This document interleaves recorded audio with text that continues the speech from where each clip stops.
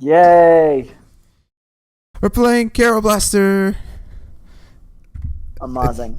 Yeah, it's one of my favorite games ever, and it's also a game by one of my favorite video game creators of all time, which is the guy who made Cave Story. He also made What's this game. What's the dude's name? His name is Daisuke Pixel Amaya. So like, one of the cool things about this game is that the game teaches you like how to play the game without even thinking about it. Just like, oh, there's guys in my office and they're not letting me do anything. I guess we'll just take these Shoot out. them in the face. Yeah. Gonna shoot them in the face. They kind of remind me of like Dust. And that's how I think of the guy, just like the guy who's supposed to like deal with the pests and the dust. Ow. And like the game also teaches you that they can do damage. Cool stuff. And this is the intro screen, right? Yeah. And it's playable. Look at that. Playable intro screens are the best. Let's start a new not a new screen, a new game. Yeah! But Da-na-na-na-na-na. I need to decrease the volume. Okay. So volume mixer, let's go. Mix that volume. Boy. Yeah. Anyway, this game is really. Look at this! It's so cute. Like the boss is screaming. Is like screaming at him using squiggles. Yeah, I like it. It's like so expressive. You can like immediately understand the position he's in.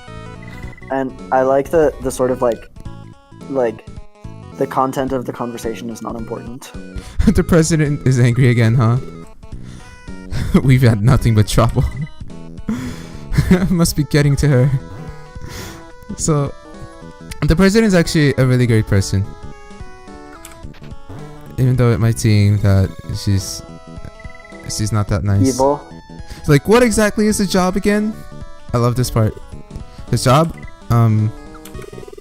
Custodial sciences. And I love how he has to look at the thing in order to know what his job is.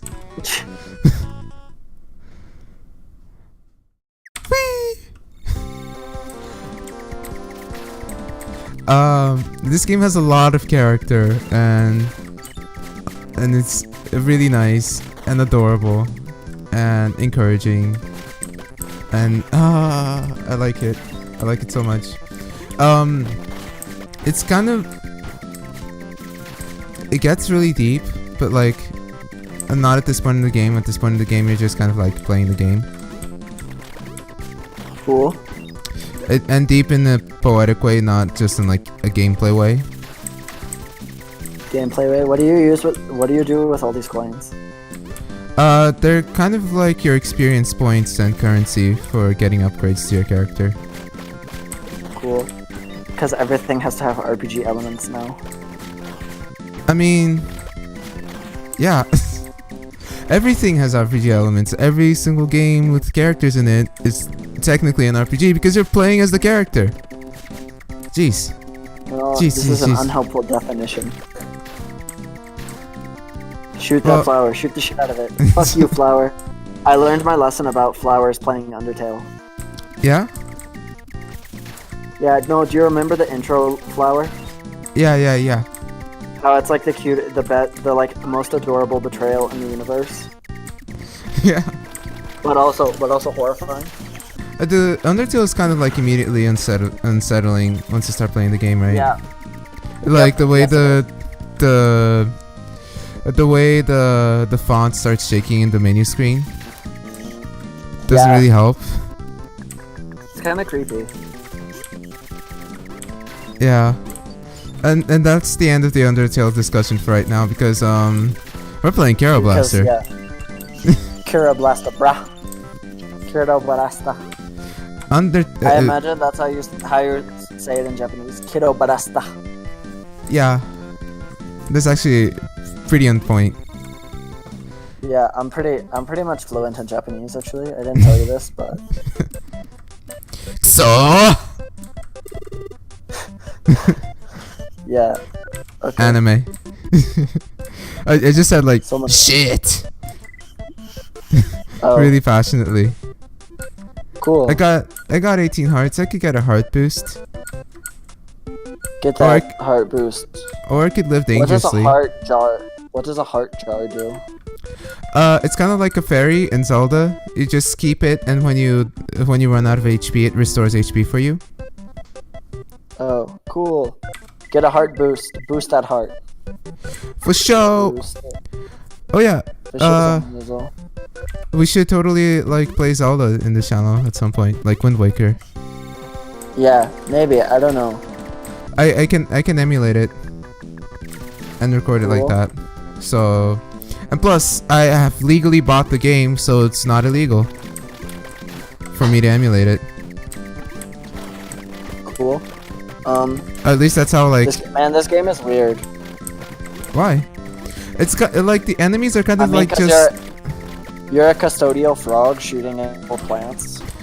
custodial a custodial scientist, meaning he repairs Oh. shit. Ooh. That's his job. His job is repairing stuff. He's That like sounds like so much fun. yeah, like And Donald also, Trump. I kind of like how the oh yeah, all the way. I also like kind of how the game forces you to be methodical. I don't Yeah. know what kind of tone it's going for, but It gets more fast paced, but like the methodical nature of it is it slows down the game considerably, and I actually appreciate that. It's not immediately hard pumping, you know. There's a lot. The game, it paces itself really nicely, and it paces itself using design like level and game design decisions, you know. yeah, that's pretty cool. Point those out when you notice them. Like, how is the pacing itself right now? Like right now it's pretty slow. Like I got like my basic jump and my basic pea shooter, and I'm not doing a lot of damage, right? Mm-hmm. I think I might theatrically die at some point, so I can show you guys how the death mechanic in the game works, which is like, there you go. Did you do that on purpose? No, it just kind of sucked. Okay. See, I told you you needed those hearts. Well, I did upgrade them, so Wowie, you were right, and I followed your advice. Yeah, I'm so good at advice. Just ask my girlfriend. Money. Money! The way the money just comes out is so like Shovel Knighty. Yeah, yes it is. And it's probably like there's probably like other games that did that before Shovel Knight, but that's like the first thing that comes to mind. Do you think it's Shovel Knight inspired? Kero Blaster? Yeah. I'm pretty sure the guy. Well, considering the way Pixel makes his games and is inspired by old games, I would say that they just share the source of inspiration with each other. Okay.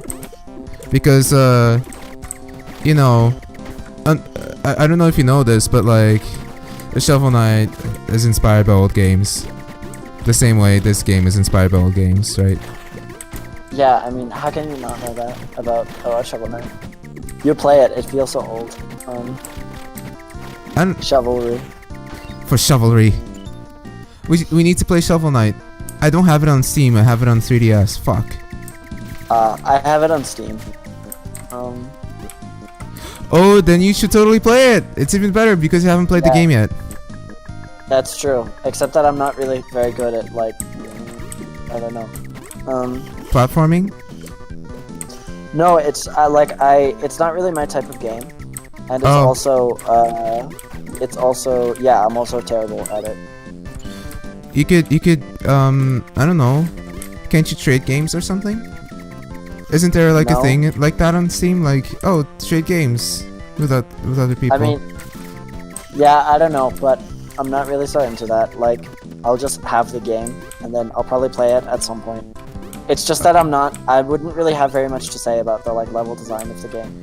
oh, This is why I like playing narrative games, is because I'm really good at narrative, really bad at level design.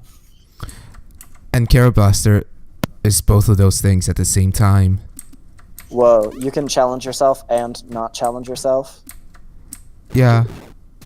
Well, the thing is, the story is told through the mechanics. Like, the pacing of the narrative is controlled through the mechanics. Cool. It's Okay. still kind of confusing. Like, the game is not really doing very much to explain what it is, but I'm kind of getting the feel that, like, that's kind of part of the appeal, is that Yeah. it's, like, unapologetically weird. Yeah, and it makes more sense later on. This is like, they don't dish out all the exposition at once, which is also a really good decision. What? But exposition dumps are my favorite. Really? No, I'm joking. I was about to ask you, like, what is your favorite exposition dump? I don't know, sometimes just like sitting down and reading lore is nice. Like, I really like it in a game like Skyrim, where they have all these books scattered around, and you can just like pick them up and read more about the world that you're in if you want to, but if you don't want to, you can also just not do that. Yeah, oh my gosh, I forgot a timer. We might end up making like a really long episode. It's a possibility. Okay. Oh shit. I'm still using a shitty weapon. I Yeah. should have.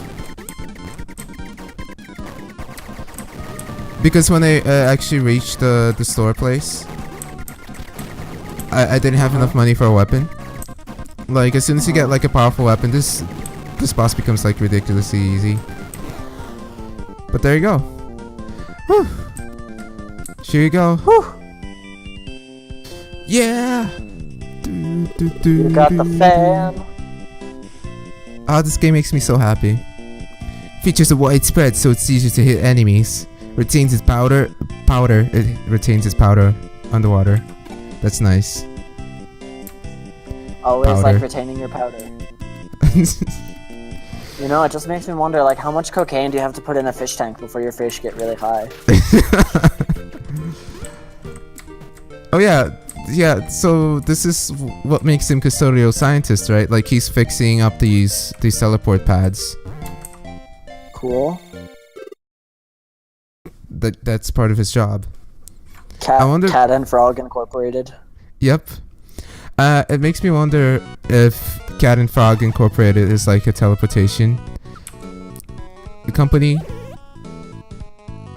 Jeez, what's going on with her? That's really horrifying. And she's getting angrier.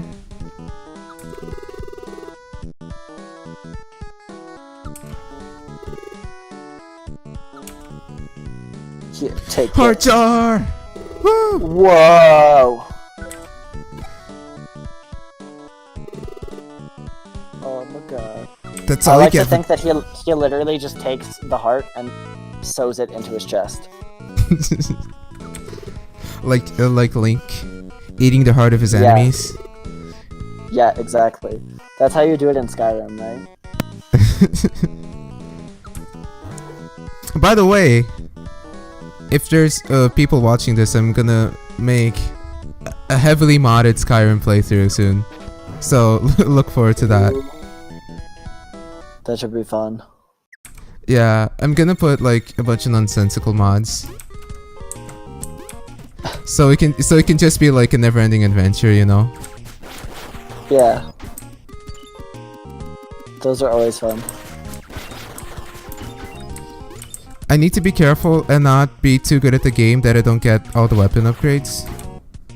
Or else it's gonna be too hard for me later on. And this is kind of like how the game just naturally, like, tones down the difficulty for, like, newer people newer at the game. Like, if you're good at the game, you're just not gonna have enough money to do all those awesome upgrades like really early on. But if you have a really hard time, you can still accumulate money and get more powerful weapons, and that makes the game a little bit easier for you. That's really cool. I like difficulty that like adjusts without you necessarily needing to know about it. Like lots of roguelikes do this, like in Spelunky and Darkest Dungeon. You have options. You have options that will make your individual runs much more difficult, but that will improve the health of your like overall runs, if that makes sense. Like in Spelunky, you can steal from the shopkeeper, but then he gets angry and all his friends try to kill you. And in Darkest Dungeon, you can do zero light runs, like where you just blow out all the torches and all of the enemies become very difficult to kill. But you also make a lot more money.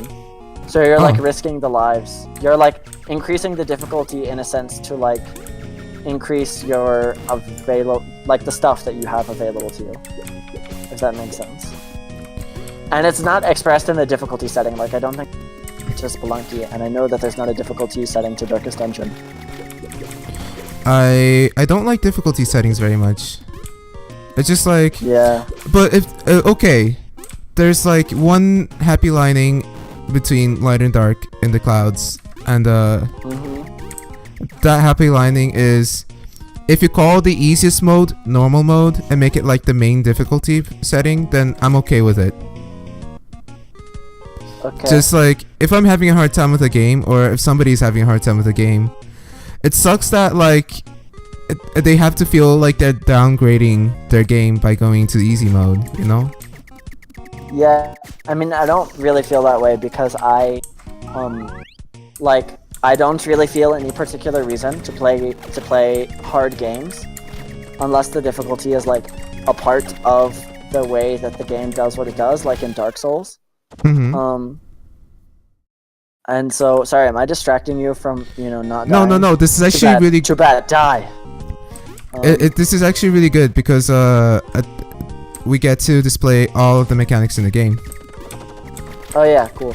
If I didn't die, that would actually be a really bad thing, because part of the game wouldn't be conveyed properly. Okay, cool. This bird is being such a dick. Oh my gosh, I need to stop using this weapon. There you go. It's a lot easier to hit. No! 0 lives. Haha. What is this?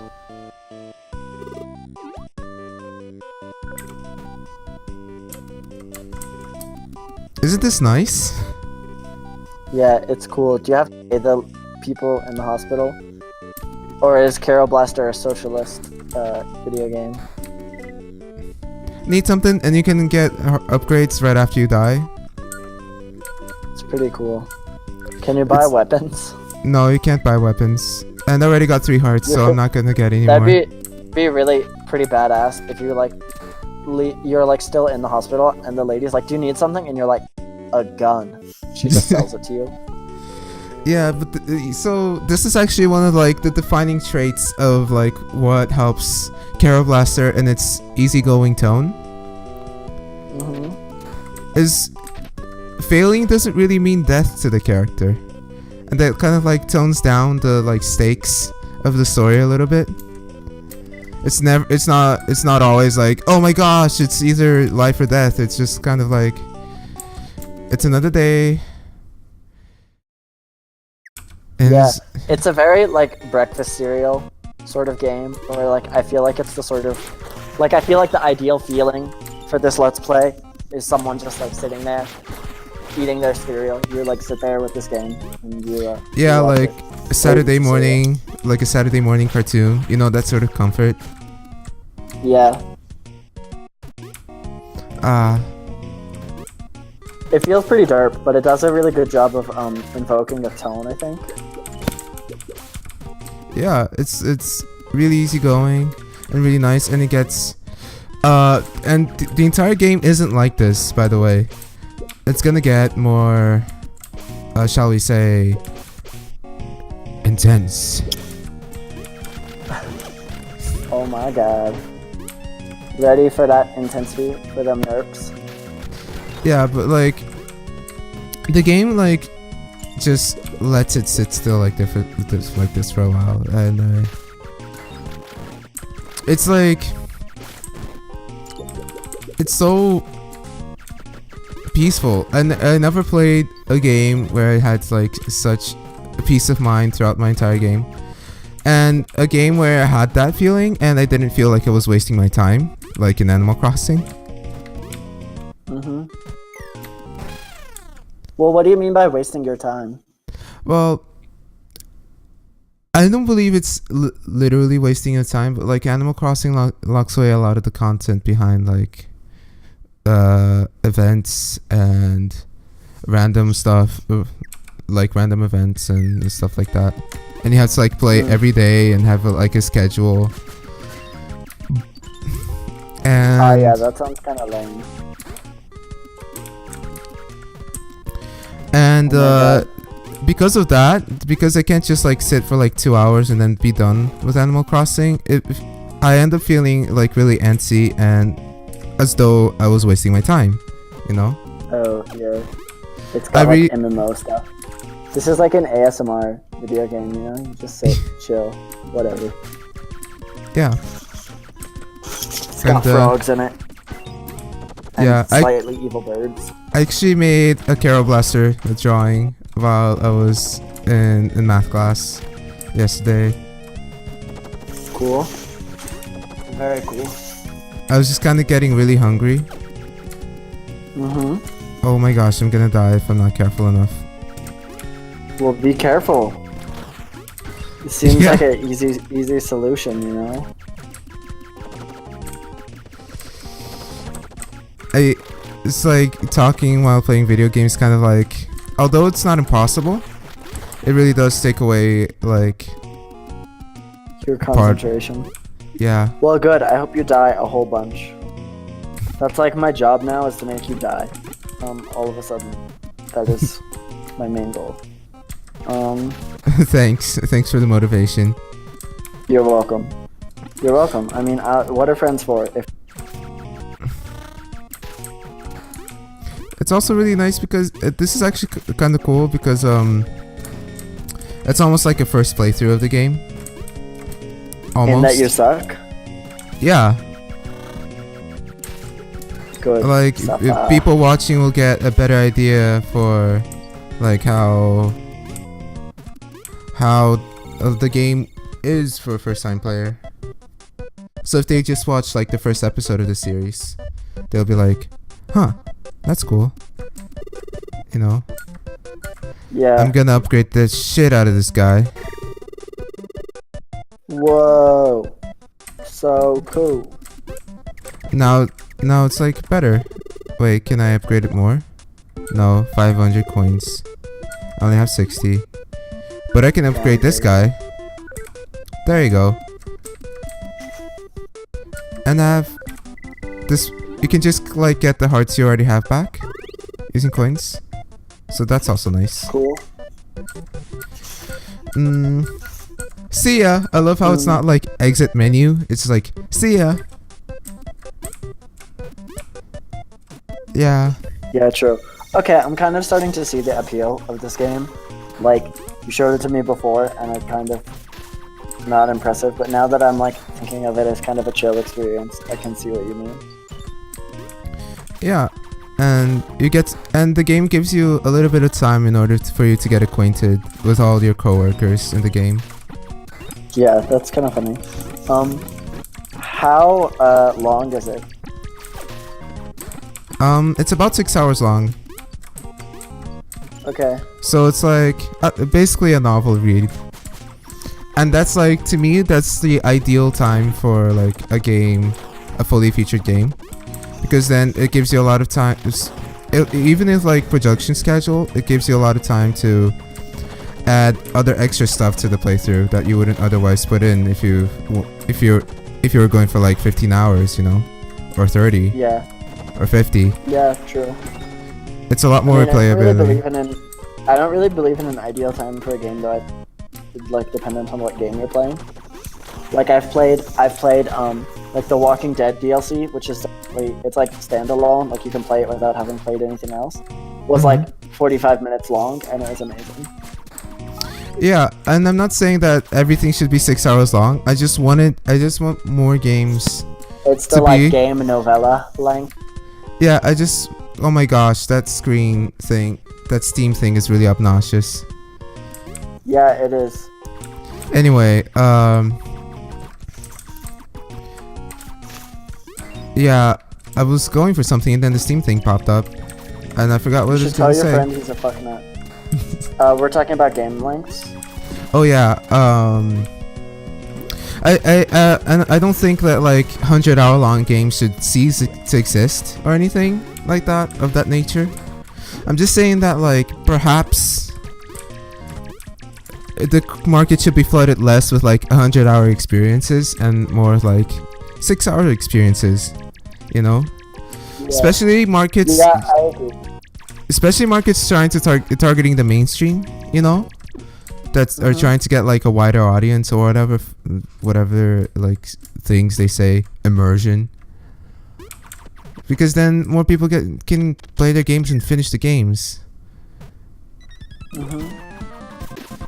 But you know, if you feel like yeah, for me, I like, as someone who, you know, very recently didn't have that much time that they could dedicate to video, I agree with this sentiment a lot. That games do not have to be long to be good.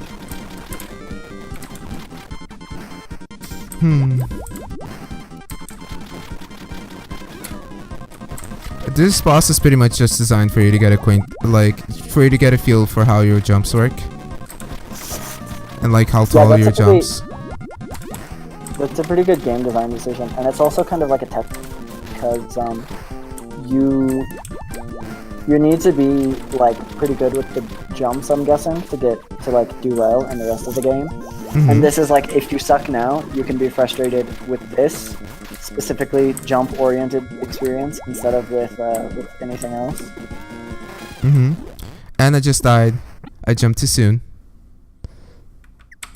Loser. Good thing is, and I like the life system, the way they implement the life system. Yeah. Like whenever you defeat a mini boss, the game doesn't restart the mini boss if you end up in the hospital again. The mini boss stays defeated, so you still feel like you're making progress, even if you lose your lives. Cool.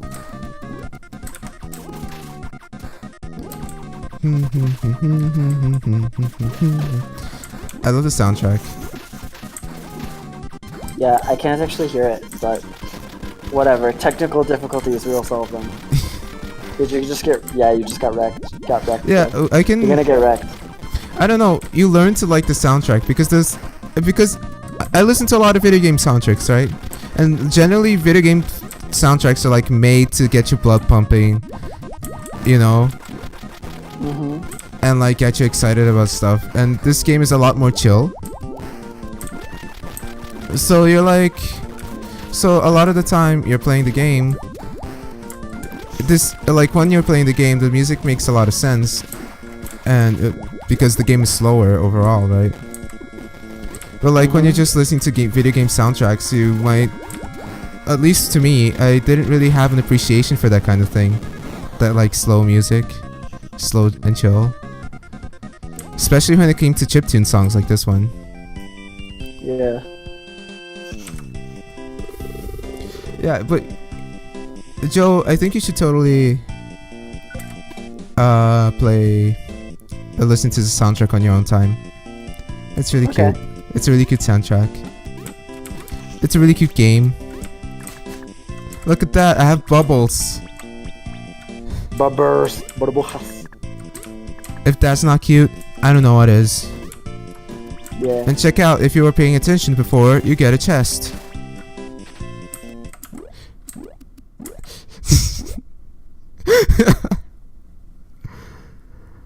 I fell for it. No, that's evil. On my second playthrough. That's horrible. That's really horrible. The game even stops the music. So you can like... That's really terrible. That's a really mean game. Game, that is not cool. Oh, Dark Souls pulls that shit all the time. So I don't and when Dark Souls does it, you die. Oh. So Yeah, I'm that's actually bad. I think that was a very tasteful way of doing the mimic chest. No. Mimic chest is horrible. Stop it. I think it's like a really funny surprise. Because like they were trying to get your attention with the chest, so it's like a little piece of like storytelling. Yeah, sort of. I still think they're dicks. Cat and Frog Incorporated. Whoa, what is going on with the boss? Yeah. Do you see her nose? That's actually her sunglasses. Yeah. That's pretty like- weird. Her eyes are so huge. I'm kind of scared.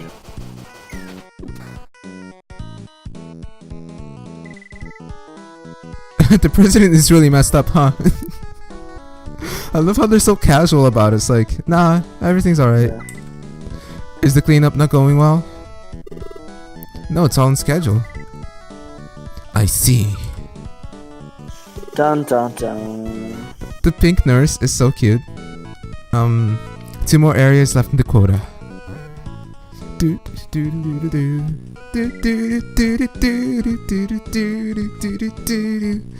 Anyway. Apparently Pixel, the guy who made this game, well, he is also the guy who makes the soundtrack. So, and apparently he said in an interview or something that he doesn't know how to write music, but he made like 2 of my favorite soundtracks to listen to in video games ever. And that gives me a lot of hope for my own future when it comes to music. For your own musical career. We're just gonna grow up and we're gonna be general artists. Yeah. And then we're just gonna make weird games forever. I might since we're not really looking at the time and pausing it, I might just cut this episode like whenever there's a big pause and like we're thinking what we're talking about. Anyway, like behind the scenes. Woo! Did you see the name of the level? No, I didn't. It's called OXOX Hotel. Like kisses and hugs. Is it because people have freaky sex here? I don't know. This actually makes a lot of sense in the context of Japan. They have a lot of brothels. Fun. And you know, this game... Brothels are like my favorite place. And like, this game does have some kind of commentary on the life of a video game businessman, you know? Not a video game businessman, a Japanese businessman. And like where? Have we seen any so far? Like, have we... That's the frog, dude. The frog? He's kind of like a typical Japanese worker. That's kind of like his character in the game. Besides being the scientist guy who does things. Cool. The custodial scientist. Don't be disrespectful to his title. A true custodial. And that's such a good line too. That's such a good line, like custodial sciences, you know? Yeah, it's pretty good. The translation for the game is brilliant.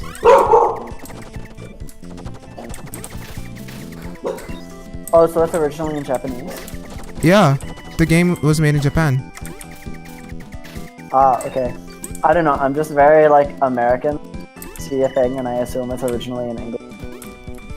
Yeah, same thing for Cave Story. Cave Story didn't become, like, a cult game until, like, people who are really, really, really big fans of the game translated it. That's cool.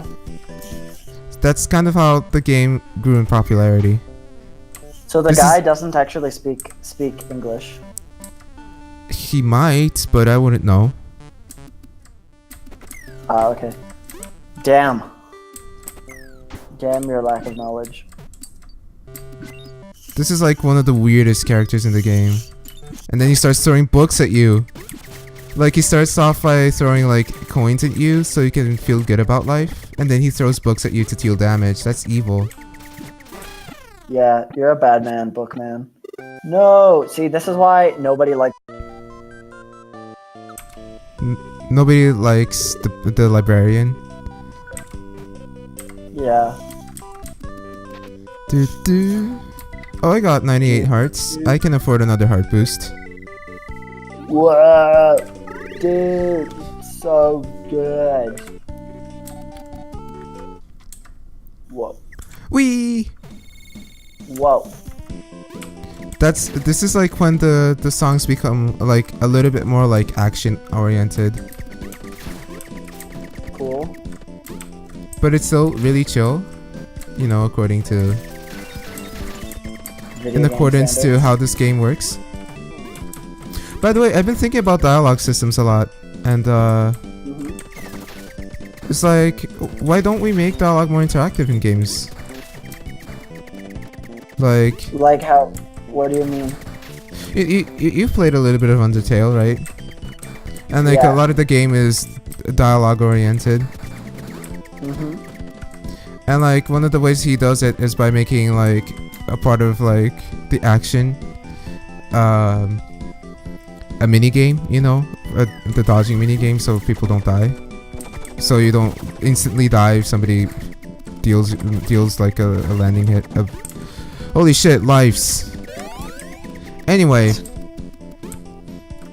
like why don't like people make conversation like part of a game, you know?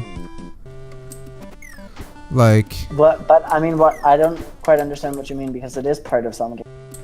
yeah, it is part of a game, but like a game that uses mechanics and game feel and that sort of stuff in order to convey dialogue, not just like a chat box or like a person talking on the mic.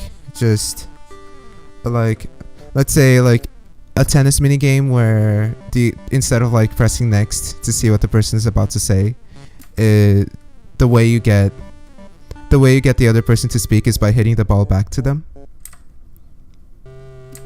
Yeah, I suppose that would be kind of cool, but I mean, prosthetic, because that's not really our experience of conversation.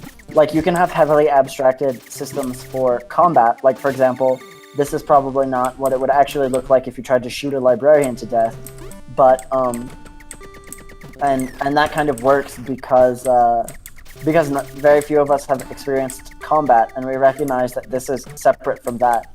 But to have a dialogue system that significantly differs from what we experience in real life, which is this person has said a thing, what do you choose to say back to them, would feel kind of prosthetic in most cases, I think. Although I've never seen it done, so I don't really know. Yeah, I hate saying this because I'm not really a big fan of Justin Bieber, but like, never say never. I'm a big believer that games are capable, you know, and are capable of whatever they want to be capable. All you need to do is think outside the box and find a solution. Yeah, I mean, the other thing is that, like variable, like extremely variable dialogue, which can be an issue for lower budget games. Mm-hmm. Yeah. Like varieties in combat situations don't require like independent objects in a system that are capable of interacting with each other in unique ways. Mm-hmm. And then you have basically like infinitely variable combat. But like this is why people love Doom so much, because if you put enemies in a room and you put like, oh, this type of enemy over here, this type of over here, you can produce a really interesting pattern. But you can't really do that with dialogue because it can't be a system, if that makes sense. Like, oh, but it already is a system. No. I mean, of course there is a dialogue system, but like what people actually say cannot be systematized in the same way that like what someone does in combat can be systematized. Yeah, but then again, like in Metal Gear, for example, I could just like, in a real life situation, I could just like decide to forego weapons and just like bash the guy in with my knee, right? But sometimes the game won't allow me, and the only way to do it is with a weapon. So there's also no true way to systematize combat either. So yeah, I mean, that's what true, I'm getting but the issue. Okay, finish your thing. what I'm getting at is that systematization is not a literal representation. It's not always a literal representation of what is going on, but also a figurative representation of what's going on, like in Undertale, right? So if it seems more abstract or like anything, it's because it's not what literally is going on in the situation. It's like a part of figurative language, like the figurative language of mathematics and game design, you know? And when Can you suffocate in this game? No, I don't think so. It just changes the way your character moves around. Oh, silly frog.